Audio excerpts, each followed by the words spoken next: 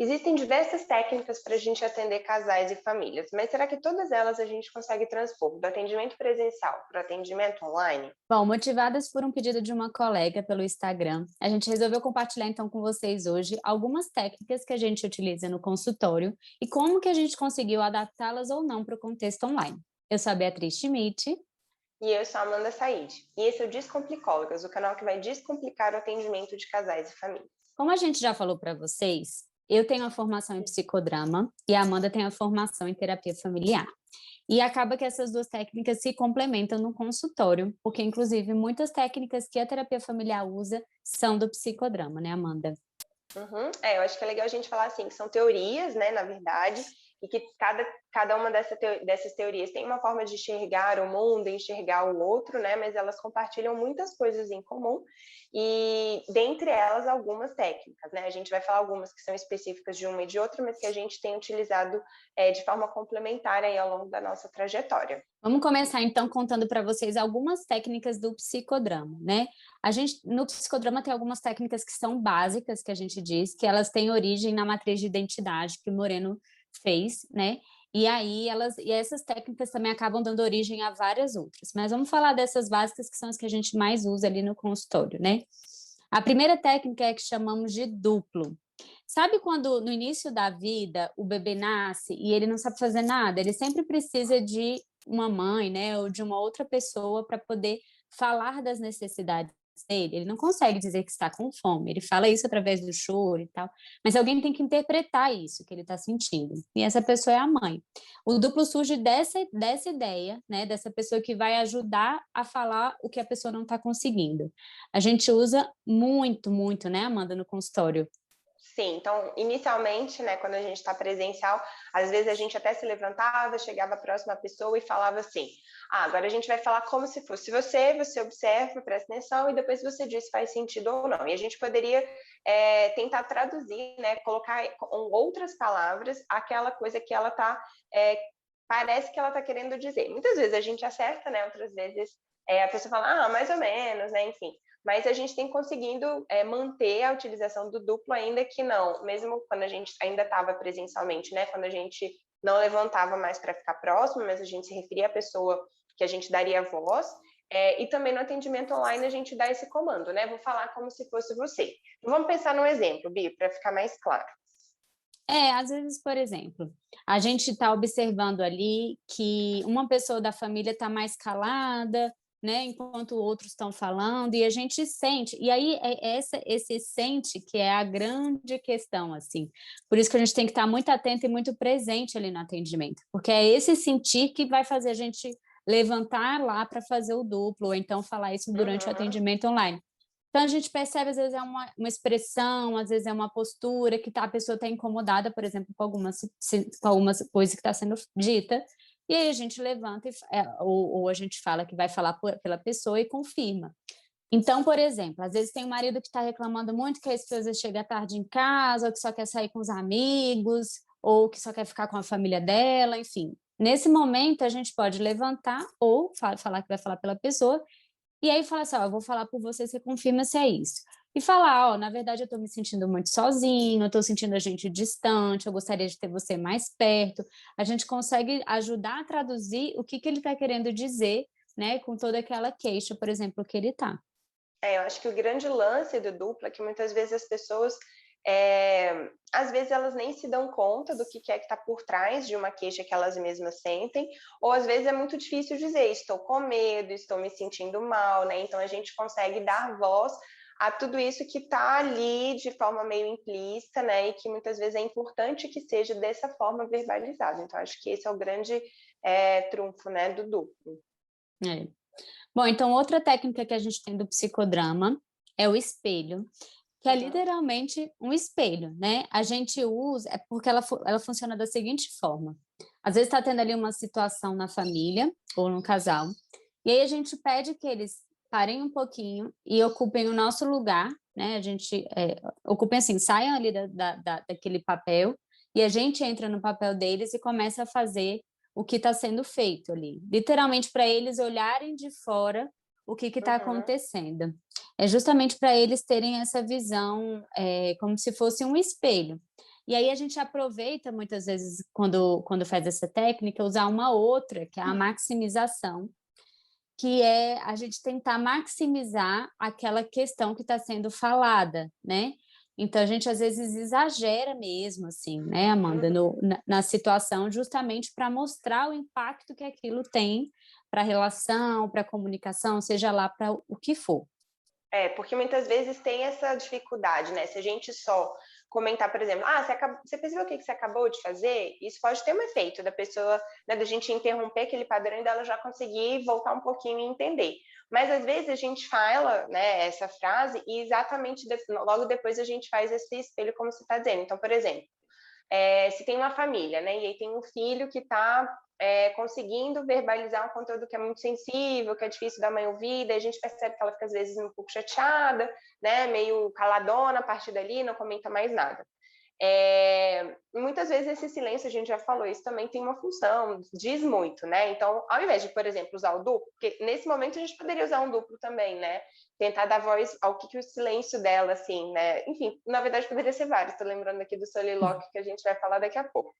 Mas antes a gente pode pedir para ela sair daquele lugar e a gente faz uma mãe muito emburrada, assim, né? A gente aumenta, como a Bia falou, e aí, a partir disso, ela consegue perceber que o que a gente viu era aquela reação, né, bem ruim diante de um tema que é sensível. E a gente pode, então, conversar a partir disso.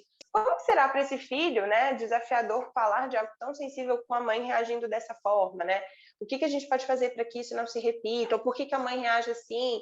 E a gente pode colocar aquilo muito no centro da conversa, né? Não como algo só que a gente viu, mas que eles mesmos perceberam, porque foi um espelho, de fato. E aí é muito comum a gente observar que quando a gente está fazendo, as pessoas ou começam a rir, mesmo que seja uma coisa bem triste que a gente esteja fazendo, Sim. ou as pessoas começam a rir do tipo assim, gente, é desse jeito, assim, elas ficam impressionadas, e o impacto que isso gera, inclusive, em outros atendimentos, delas falarem assim, aquela vez que vocês fizeram aquela cena e tal, porque eles não sabem o nome da técnica, mas que vocês fizeram aquilo, eu fiquei muito impressionada, assim, como que isso, de fato, né, a gente concretizar isso traz um impacto até para os outros, para as outras sessões.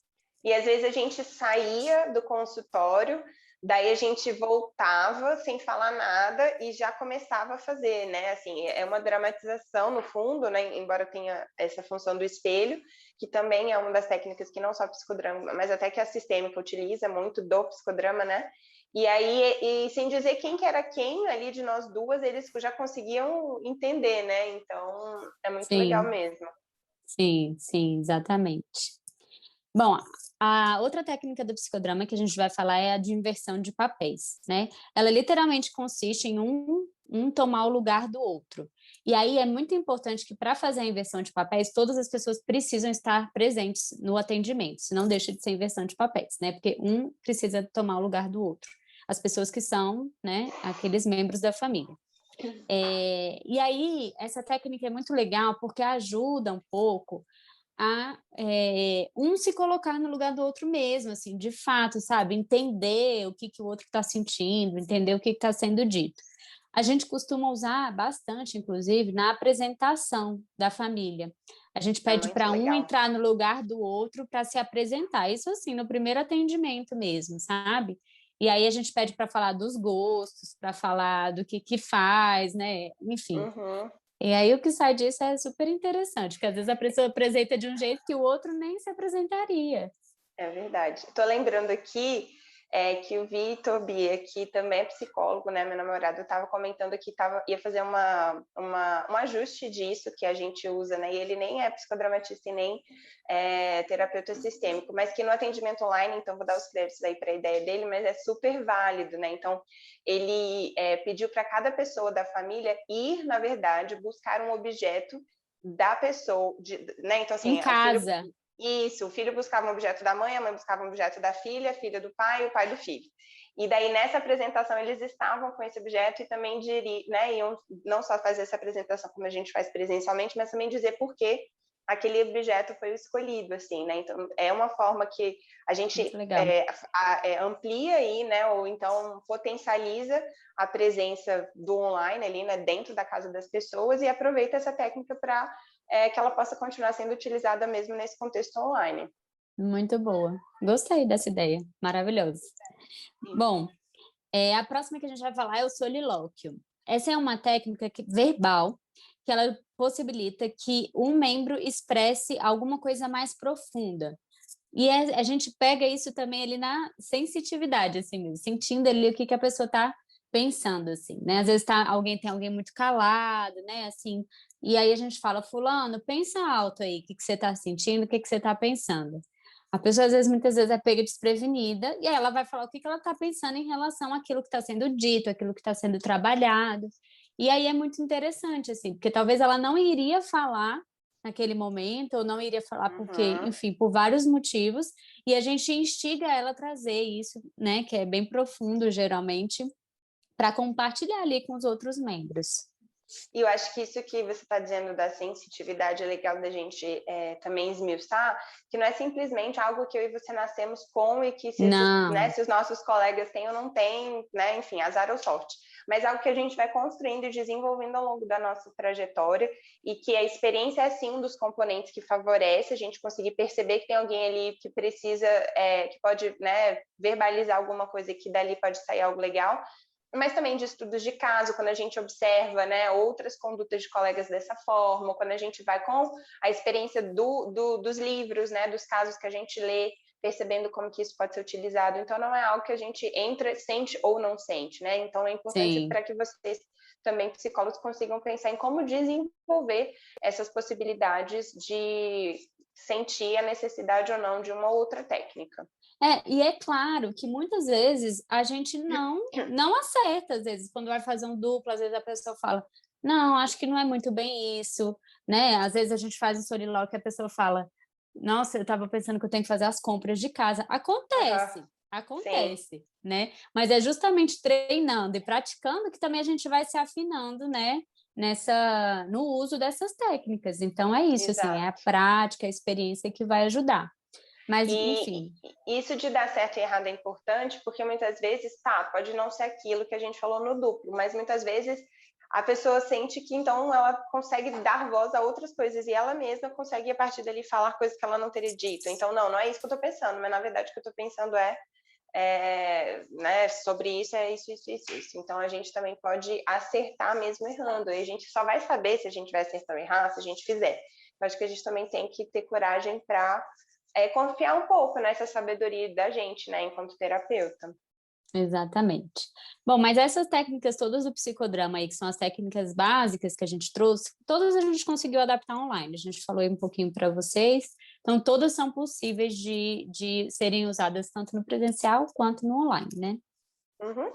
Bom, aí tem uma outra coisa que a gente, na verdade, essa a gente ainda não tentou de uma outra forma fazer no online, embora a gente ache que até seja possível, que é uma técnica que não é exatamente de nenhuma abordagem, mas que é muito legal, porque é a técnica da colagem, né? A gente pode fazer isso para vários momentos distintos, com vários comandos, mas o que a gente costuma fazer é fazer uma avaliação. Isso está, né? Inclusive, se vocês quiserem voltar, né, Bia, nos nossos episódios de primeiros atendimentos, a gente fala bastante da colagem, mas o que a gente costuma dizer faça uma colagem da família, que represente a família, assim, bem aberto. Mas a gente pode pedir, né, que seja uma colagem de uma família ideal, de uma família real, mais para o meio do atendimento, né, ou uma colagem de como é que vocês estão agora, de onde vocês se veem daqui a um tempo, mas essa ferramenta de utilizar imagens no lugar da conversa, da comunicação verbal, ela é uma super aliada, né?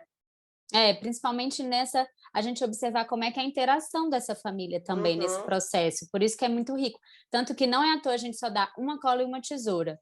Por quê? Porque, assim, quem vai cortar, como é que um vai pedir a tesoura do outro, como é que eles vão conversar entre eles para fazer a colagem, não vão conversar, tem de tudo. Então, assim, esse é um ótimo momento de avaliação para a gente ver a interação deles com uma coisa que aparentemente, né, talvez eles pensem, inclusive, que é só a colagem que vai importar. Mas é todo esse Com processo. certeza. E o que a gente pode... E às vezes eles mesmos depois dizem, né? Assim, o que aconteceu aqui acontece fora daqui, a gente não conversa, a gente não troca, né? A gente decide individualmente, depois fica esse Frankenstein assim, porque ninguém concordou, não. Embora a gente não tenha feito, acho que pode ser tentado, né? De repente, dizer antes da sessão que a gente vai precisar, sei lá, de tesoura, revista, se as pessoas tiverem, porque também isso não é tão comum mais hoje em dia, né? As pessoas terem É, revistas. é. Mas, sei lá, quem sabe até copiando imagens e colando aí num PowerPoint, né? E pegando do Google mesmo, pode ser que seja uma alternativa aí tecnológica, né, para É, colagem. talvez, quem sabe. Outra técnica que a gente usa também, geralmente nos primeiros atendimentos, mas é super possível também de usar ela ao longo, assim, porque a gente sempre tem que rever, reavaliar, né, as demandas, enfim, é a fotografia da família. E o comando é o mesmo da colagem, é assim, façam uma foto da família. A gente não fala quem que tem que estar na foto, quem não tem que estar, nada disso. A gente só fala, façam uma fotografia, aquelas que ficam no canto da casa. A gente também falou dela mais nesse GTV dos primeiros atendimentos, vale a pena voltar lá.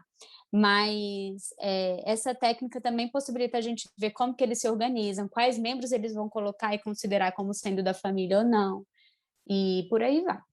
Sim, e vocês podem achar em alguns textos e autores também o nome de escultura, né? Porque pode ser não só a escultura familiar, que às vezes a gente tira uma foto mesmo, né? Por isso que a gente está chamando de fotografia, mas o importante, na verdade, é a montagem dessa escultura, né? E também a gente pode utilizar essa escultura para outras coisas, assim, né? E a gente mesmo fazer isso para eles verem também, que são esses momentos que às vezes eles... Eu lembro muito bem, não sei se você lembra de uma supervisão que a gente teve com a Liana, e era um casal, não lembro se era a gente que atendia, mas que ela fez uma imagem assim, que a moça estava com o pé para frente e o corpo meio virado para frente, meio para trás, assim, né? Ou seja, ela tinha um pezinho no futuro, ali no caminho que ela poderia construir com, não lembro se era o marido, Eu mas lembro. ela ainda tinha, assim, né, algo puxando ela para as histórias passadas e tal. E como que essa imagem até hoje não sai da minha cabeça, assim, foi muito também trabalhada, né? Porque vira algo visual ali que a gente, enfim, né, marca bem. E a escultura é ótima, assim, para eles mesmos também expressarem corporalmente os sentimentos, né, as situações, vale muito a pena. Às vezes a gente faz a escultura, muitas vezes, né, a gente faz, pede que eles observem e às vezes entra no nosso lugar, enfim. Mas é uma Uhum. técnica bem bacana também. E a linha do tempo, né, também, que a gente já mencionou nesses episódios do início dos nossos atendimentos, que também pode ser utilizado com diferentes tipos de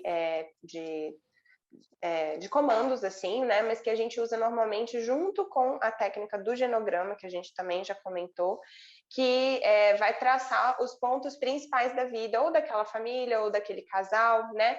Ou, enfim, até individualmente essa técnica é possível de ser utilizada. A gente pode construir enquanto eles narram, a gente pode pedir para o próprio casal fazer isso como dever de casa e trazer para a gente, ou cada um fazer a sua e depois a gente vê o que eles conseguiram pensar de eventos significativos em conjunto, ou que para cima da linha sejam os momentos bons e para baixo da linha sejam os momentos que foram mais desafiadores, enfim, tem muitas possibilidades, né, da gente adaptar, mas ela tem esse intuito da gente fazer essa história, né, da gente favorecer a narrativa dessa história. Sim. E aí, tanto a linha do tempo como a fotografia da família, a gente também consegue adaptar para o online, porque é Uhum. só, né, uma construção que às vezes a gente até vai compartilhar ali com eles. E a fotografia dá para a gente tirar um print da tela, né, com a família faz, a gente tira um print, mostra para eles e eles, né, depois podem reorganizar a foto do jeito que eles quiserem. Então, as duas também são super possíveis de adaptarem para o online. Isso. E aí agora a gente pensando alguns tipos, né, de técnicas mais específicas da terapia sistêmica, eu acho que também a gente lembra que assim existem várias outras do psicodrama que a gente não comentou aqui, né, e como vão também ter várias outras da terapia sistêmica que a gente também não vai descrever. Mas acho que uma primeira delas, né, que tem tudo a ver com o psicodrama também, né, Bia, que é a espontaneidade, mas no sentido assim, né, de que a gente tem que estar a gente tem que sim ter nossa teoria, a gente tem que sim saber quais técnicas a gente pode utilizar, mas a espontaneidade da gente enquanto terapeuta é uma técnica importante para que a gente sinta de novo, o contexto e saiba qual ferramenta pode ser a mais adequada para aquele contexto, né? E a nossa capacidade, então, de agir conforme aquele contexto, ela é fundamental, essa espontaneidade nesse sentido, da gente poder não necessariamente ficar muito preso a um objetivo inicial que a gente pensou quando a gente começou a sessão, né? A gente ia terminar o genograma, mas aí surgiu um assunto super relevante, a gente tem essa possibilidade de trocar, né? Então, acho que isso Sim. é importante nesse sentido. E falando dessa essa questão, assim, eu e a Amanda, a gente atende em dupla, então, assim, muitas vezes a gente só comunica, assim, às vezes vai fazer um dupla e fala assim, eu vou levantar, e a outra já até sabe que vai fazer um dupla, aí fala, vai lá para a outra segurar, né? Às vezes a gente fala, vamos parar um pouco o atendimento para a gente poder sair e conversar, porque tem que realinhar o que a gente estava pensando. Isso é porque nós somos duas, mas nada impede, inclusive, de às vezes vocês pedirem para sair, né? Ó, vou dar uma pausa aqui para eu pensar aqui alguma coisa e tal. E, enfim, reorganizar também dentro, assim, isso também vale a pena pensar.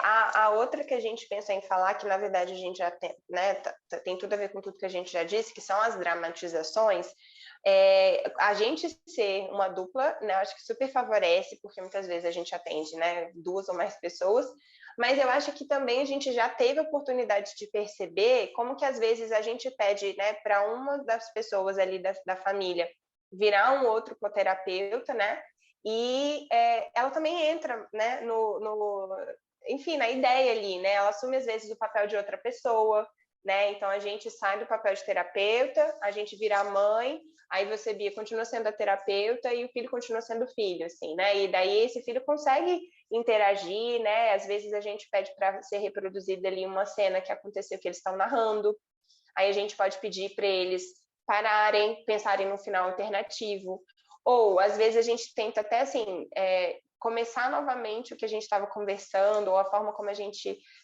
trouxe um assunto à tona, né? Então, isso tudo pode ter a ver com essa perspectiva aí da gente dramatizar, né?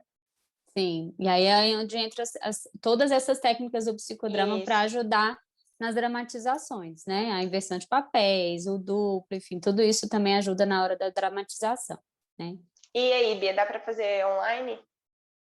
Ah, dá para fazer. Às vezes a gente pode pedir para a pessoa, ó, agora você vai ser fulano, dá para fazer no online. Super Ou a gente possível. dá esse comando e eles mesmos tentam, né, refazer uma cena e tal. É mais desafiador, mas eu acho que é possível também fazer. É verdade, a gente está tendo que se reinventar. Bom, a conotação positiva é uma técnica que também a gente acha super importante, não só no contexto de terapia, mas em todas as relações que a gente tem, que é a possibilidade que a gente tem de valorizar o que tem de potencial, né, os recursos que aquelas pessoas têm para conseguir sair ou da crise ou de estarem ali, né, pensando e tentando avançar em algum aspecto, né, a possibilidade que a gente tem de trazer e, bom, outras abordagens iriam reforçar, né, aquelas atitudes legais ali de confiança com a gente, de confiança com o processo, de confiança uns com os outros, né? É quando a família vai se percebendo capaz, né, por causa do que a gente pode dizer e ela se sente capaz de passar por alguma dificuldade, né? É para além da gente ficar só falando o que precisa ser melhorado, do que não está legal, Isso. né? É a gente falar o que tem de bom também. Exatamente, exatamente. E às vezes a Uhum. gente não sabe fazer isso na vida, por isso que é importante a gente também dar esse modelo, né? Vocês estão falando que tem tudo isso de ruim, mas vocês já estão aqui, vocês já chegaram, né, até esse lugar, então acho que eles perceberem que eles já avançaram também é nosso papel. Com certeza. A outra técnica da terapia familiar é o reenquadramento. Essa técnica ela consiste em fazer a família enxergar de um modo diferente aquilo que está acontecendo com eles, né? Por isso que é reenquadrar, é dar um novo lugar para aquela situação que já existe, aquele sintoma que já existe, enfim, aquela relação que está tendo ali. Uhum. É o que a gente às vezes ouve no senso comum das pessoas falaram que precisa ressignificar, né, alguma coisa e tal. Então, é realmente dar uma nova moldura, né? Tem outras traduções que vocês podem encontrar como redefinição também, né, de um problema, de uma demanda. A gente já teve um curso sobre isso, inclusive. É.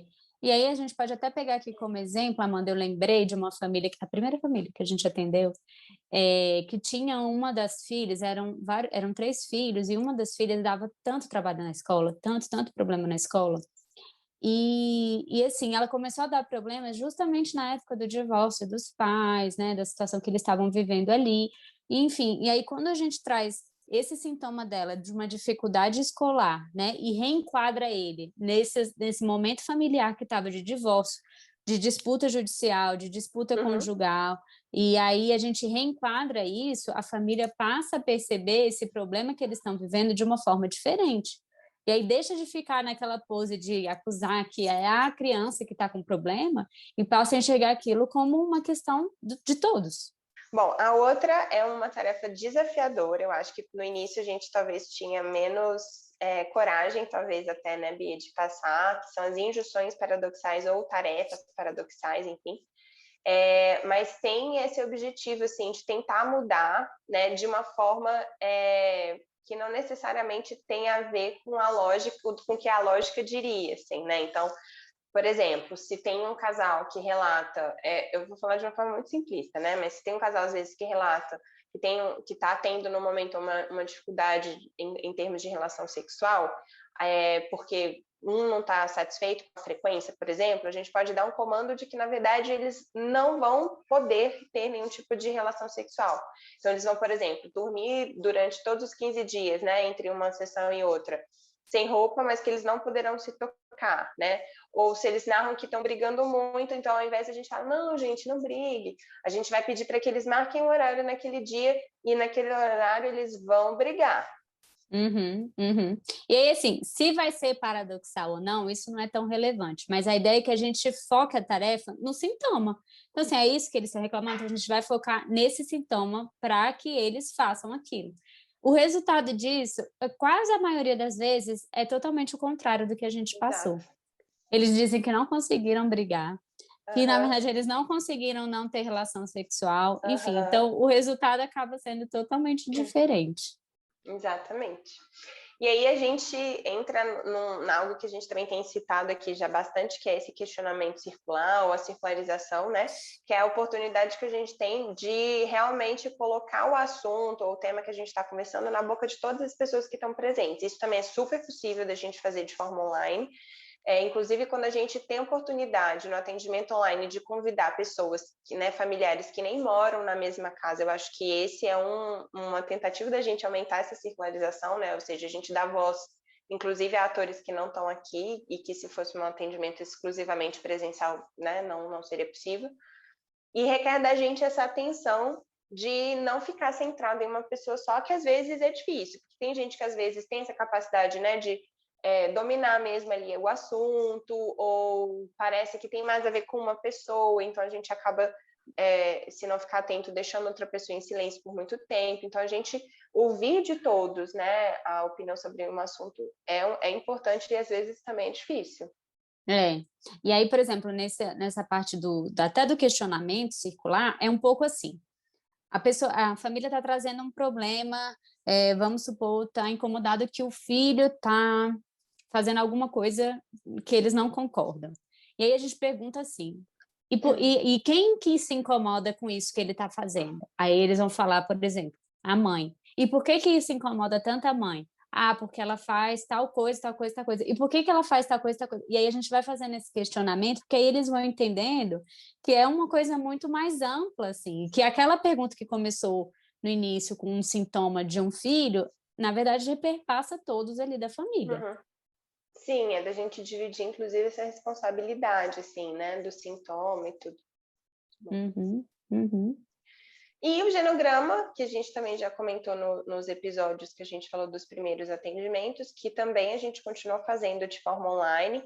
Existem programas para isso, inclusive, que vocês podem procurar, a maioria são pagos, mas a gente tem feito da forma tradicional, no papel.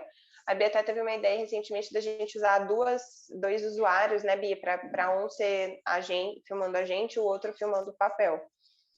Que aí dá para acompanhar ali ao vivo e a cores a produção do genograma, porque às vezes, inclusive, quando só uma está fazendo, a gente não tem acesso, acaba se perdendo também ali na história.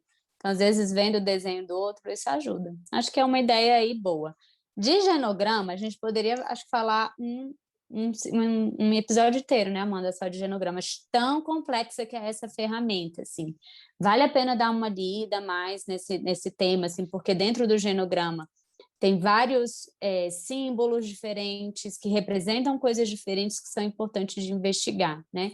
Dessa história familiar, das relações, né? Das triangulações que existem, dos desentendimentos, dos conflitos, das coisas que são herdadas, enfim. Então, vale a pena, inclusive, aprofundar mais, mas se a gente fosse falar só sobre isso, ficaria muito extenso aqui. E eu acho que é legal essa coisa do genograma, para que ela seja realmente estudada e aprofundada, porque mais importante do que o registro que a gente está fazendo é até a forma como a gente está construindo isso. Eu me lembro muito uma vez, eu estava no estágio lá do TJ, e aí tinha uma pessoa, um cara que tinha, sei lá, tido, sei lá, 7 casamentos. E aí eu lembro de colocar, né, o cara com a esposa atual, e aí ele foi falando os nomes das outras todas, porque tinham filhos que estavam no processo, enfim. E aí eu lembro que eu falei assim, tá bom, e qual que é a idade delas? E daí ele foi falando, e desce, e desce, e desce. E aí era assim, a idade ia diminuindo, né, da primeira até chegar à atual, e eram todas muito mais jovens que ele, assim, isso depois que ele terminou, eu acho que ele mesmo entendeu alguma coisa dessa pergunta, assim, sabe, do que ele foi construindo ao longo da vida em termos das escolhas que ele foi fazendo, assim. E eu fiz essa pergunta, assim, eu poderia ter falado nome por, perguntado a idade junto com o nome de cada uma, né, mas ter tido esse impacto, assim, né, da idade de todas juntas, teve um efeito diferente, assim. Não pensei em fazer isso na hora, foi algo meio ao acaso, mas hoje eu entendo que teve uma função e que aí a gente faz, né, começa a pensar mesmo nessas formas de conduzir, assim. Sim. E uma coisa que a gente gosta muito, né, Amanda, de fazer é quando a gente começa o genograma, a gente pergunta para a pessoa onde começa a história da sua família. E a gente não vai falar aonde que ela vai começar, se ela vai começar pelo avô, pelos pais, por ela. A gente não fala isso, a gente pergunta onde começa a história. E ela vai começar por onde ela quiser, né? Geralmente a gente costuma usar até 3 gerações, né, Amanda? Mas às vezes a pessoa quer falar de muito antes, né? Enfim, às vezes não sabe nada também da família, enfim. Mas essa pergunta é importante de ser feita. Isso aí. Acho que são essas as principais técnicas que a gente usa. Espero que tenha ajudado aí vocês. Se vocês tiverem alguma dúvida, quiserem alguma outra sugestão, podem deixar que a gente vai adorar ajudar. É isso aí. Obrigada, pessoal. Tchau, tchau.